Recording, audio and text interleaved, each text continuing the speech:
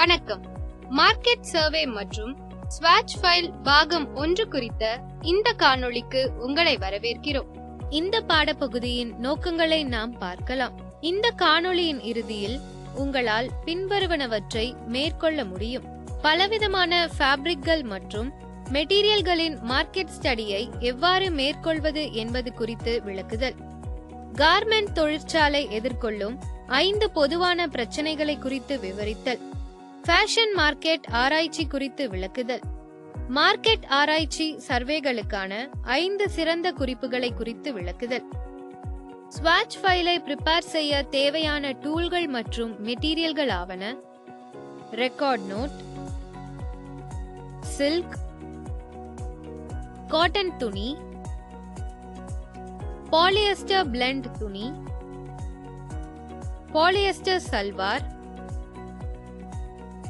Silk salwar, polyester blend sari, silk sari, cotton shirt material, satin ribbon, plain weave fabric, twill weave fabric, satin weave fabric, print செய்யப்பட்ட fabric, embroidery fabric, sari, bed sheet, uniform material. இப்போது நாம் மார்க்கெட்டில் fabric குறித்து market ஆராய்ச்சி எவ்வாறு மேற்கொள்வது என்பதை பற்றி பார்க்கலாம்.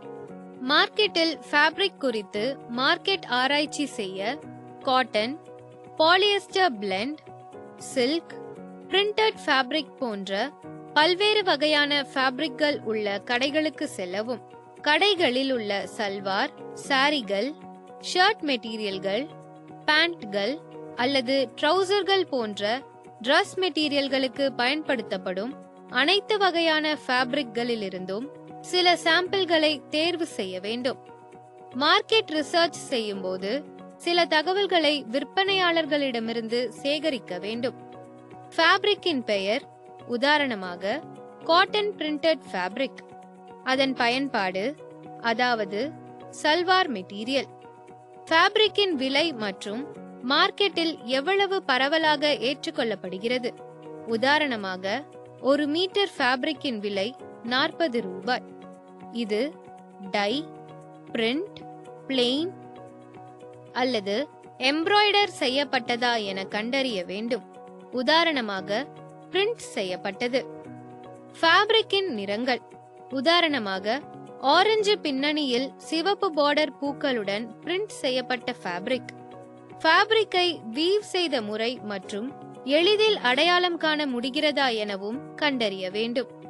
கண்டறிந்த அனைத்து தகவலையும் ரெக்கார்ட் செய்ய வேண்டும். குறைந்தபட்சம் 5க்கு 5 சென்டிமீட்டர்கள் உள்ள சாம்பிளை கலெக்ட் செய்து ரெக்கார்ட் புக்கில் ஒட்ட வேண்டும். ஒட்டப்பட்ட சாம்பிள் குறித்த தகவல்களை புத்தகத்தின் மற்றொரு தாளில் எழுத வேண்டும். பின்னர் கடைகளுக்கு சென்று கட் செய்த மெட்டீரியல்களை சேகரிக்க வேண்டும் மற்றும் அப்ஹோல்ஸ்ட்ரி ஸ்டிச்சிங் கடைகளுக்கு சென்று கட் செய்யப்பட்ட ஃபர்னிஷிங் மெட்டீரியல்களை சேகரிக்க வேண்டும்.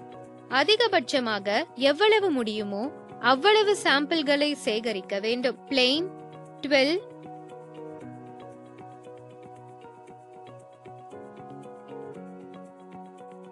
மற்றும் சாட்டின் வீவ்கள் என ஒவ்வொன்றிலும் குறைந்தது 5 சாம்பிள்களை சேகரிக்க வேண்டும். பிரிண்ட் மற்றும் எம்ப்ராய்டரி ஃபேப்ரிக்களில் ஒவ்வொன்றிலும் 5 சாம்பிள்களை சேகரிக்க வேண்டும். Shirt material, sari, bed sheet, dress material மற்றும் யூனிஃபார்ம் மெட்டீரியல் என ஒவ்வொன்றிலும் 2 சாம்பிள்களை சேகரிக்க வேண்டும். தயாரிப்பு செயல்திறனை தடுக்கும் மற்றும் டெலிவரிகளை தாமதப்படுத்தும் கார்மெண்ட் தயாரிப்பாளர்கள் சந்திக்கக்கூடிய பொதுவான 5 சிக்கல்கள் குறித்து நாம் பார்ப்போம். கார்மெண்ட் தொழிற்சாலைக்கு ரா மெட்டீரியல் என்பது மிகவும் முக்கியமானது. கார்மெண்ட் தயாரிப்பாளர்கள் ரா மெட்டீரியல்களுக்காக உலகெங்கிலும் உள்ள ஏராளமான சப்ளையர்களை நம்பியுள்ளனர்.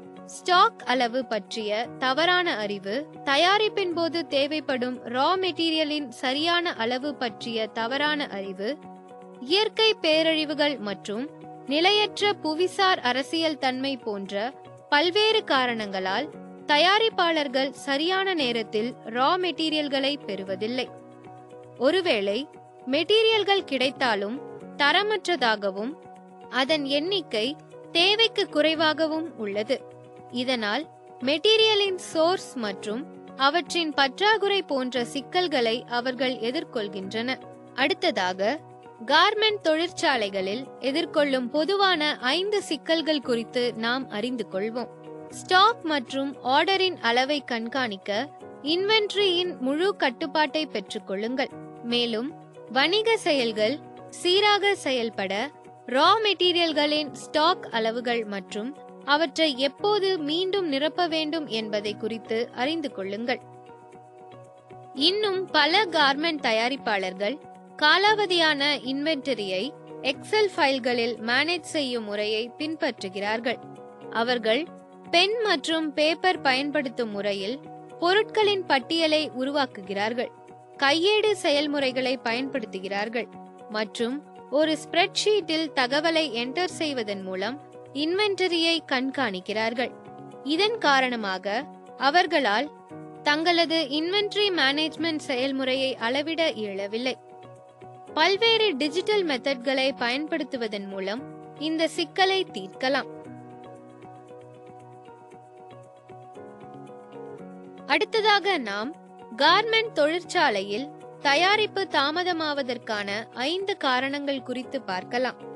மனிதனால் ஏற்படும் பிழைகள், தொழிலாளி பற்றாக்குறை, சப்ளை செயினில் போதுமான திறமை இல்லாமை, மெதுவாக தயாரித்தல், காலாவதியான தயாரிப்பு செயல்முறைகளை தொடர்வது மற்றும் டிரான்ஸ்பரன்சி இல்லாமை. ப்ராடக்ட்களை தயாரிப்பதிலிருந்து அவற்றை முடித்து தரமான ப்ராடக்ட்கள் என அப்ரூவல் வாங்கும் வரை கார்மெண்ட் தயாரிப்பாளர்கள் பல்வேறு சவால்களை எதிர்கொள்கின்றனர்.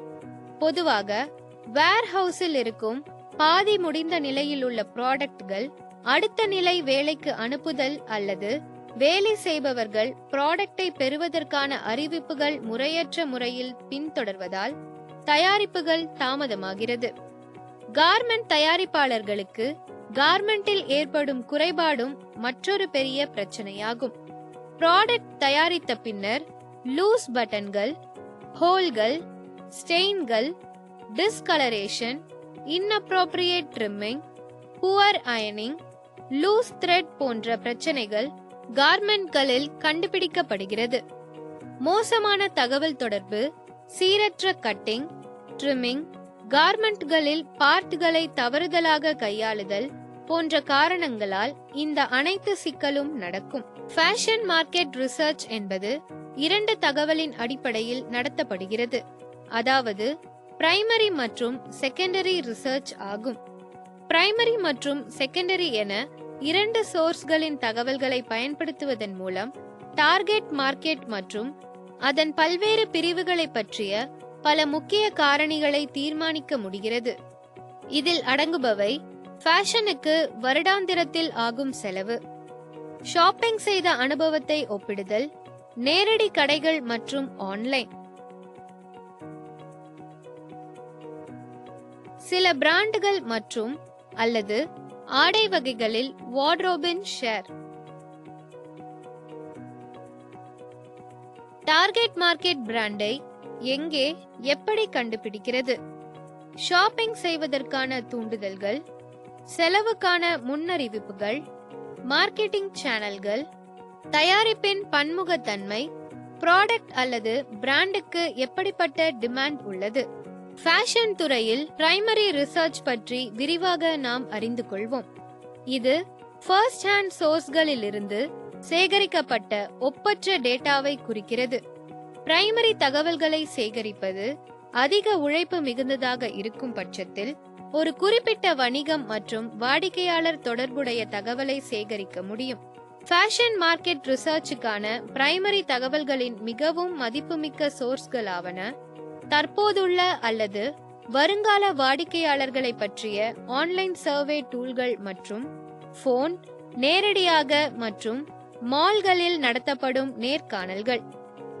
ஒரு ஃபோக்கஸ் குரூப் என்பது பங்கேற்பாளர்களுக்கிடையே மிதமான விவாதம் செய்வதற்கு அனுமதிக்கிறது. இது குழுவுக்குள் யோசனைகளை பகிர்ந்து கொள்ளவும் ஒரு தலைப்பு அல்லது ட்ரெண்ட் குறித்து விவாதிக்கவும் வாய்ப்பளிக்கிறது. குறிப்பாக இது ஃபேஷன் மார்க்கெட் ரிசர்ச்சை நடத்தும் போது பயனுள்ளதாக இருக்கும். ஒரு ஃபீல்டு ரிசர்ச் என்பது வாடிக்கையாளர்கள் இயற்கையான அமைப்பில் எவ்வாறு நடந்து கொள்கிறார்கள் என்பதை கண்காணிக்கவும் புரிந்து கொள்ளவும் மார்க்கெட்டர்களை அனுமதிக்கிறது.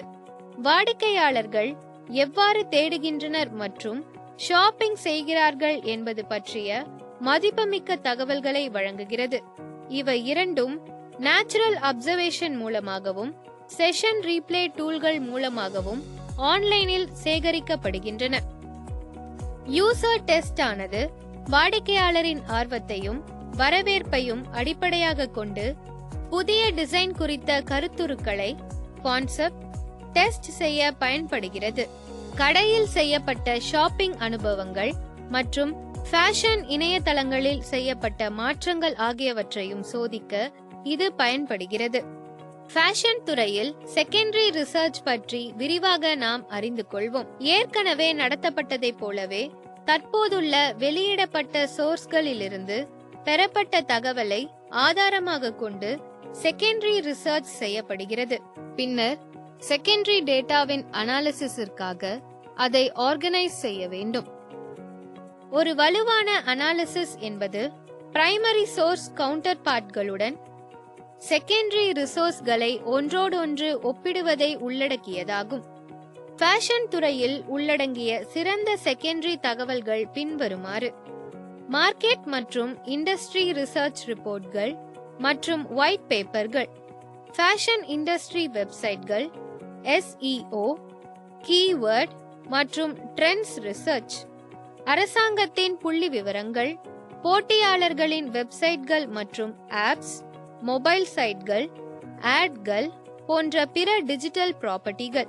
இறுதியாக மார்க்கெட் ரிசர்ச் சர்வேகளுக்கான 5 சிறந்த குறிப்புகள் இதோ. மார்க்கெட் செய்தலில் உள்ள சவாலை வரையறுத்தல். சர்வே கேள்விகள் கவனமாக கிராஃப்ட் செய்யப்பட வேண்டும். சரியான பார்வையாளர்களுக்கு ரிசர்ச் சர்வேயை விநியோகிக்கவும். புதிய மார்க்கெட் ரிசர்ச் டேட்டாவை ரிவ்யூ செய்யவும். மார்க்கெட்டிங் முடிவுகளை எடுப்பதற்கு ரிசர்ச் செய்த டேட்டாவை பயன்படுத்தவும். இதுவரை அறிந்து கொண்ட முக்கிய பாயிண்ட்களை நாம் மீண்டும் ஒரு முறை நினைவு கூறலாம். வெளிப்புற இடங்களிலிருந்து தகவல்களை பார்ப்பது, உணருவது மற்றும் சேகரிப்பதன் மூலம் பல்வேறு வகையான துணிகள், அதன் பண்புகள் மற்றும் அதன் இறுதி பயன்பாடுகளை புரிந்து கொள்வதற்காக மார்க்கெட் ரிசர்ச் செய்யப்படுகிறது. மார்க்கெட் சர்வே செய்யும் போது கண்டறிந்த அனைத்தையும் ரெக்கார்ட் செய்ய வேண்டும் மற்றும் சிறிய சாம்பிளை சேகரிக்க வேண்டும். ரா மெட்டீரியல் பிரச்சனைகள், இன்வென்டரி மேனேஜ் செய்தல், தயாரிப்பு தாமதமாதல் பிரச்சனை, ஆர்டர் செயலில் உள்ள பிரச்சனை மற்றும் கார்மெண்ட்களில் ஏற்படக்கூடிய பாதிப்புகள் என பொதுவாக கார்மெண்ட் இண்டஸ்ட்ரியில் எதிர்கொள்ளக்கூடிய 5 பிரச்சனைகள் ஆகும். இந்த பாடப்பகுதியின் நிறைவு பகுதிக்கு நாம் வந்துவிட்டோம். மார்க்கெட் சர்வே மற்றும் ஸ்வாட்ச் ஃபைல் பாகம் 1 குறித்த நல்ல புரிதலை நீங்கள் பெற்றிருப்பீர்கள். அடுத்த காணொளியில் மீண்டும் சந்திக்கலாம்.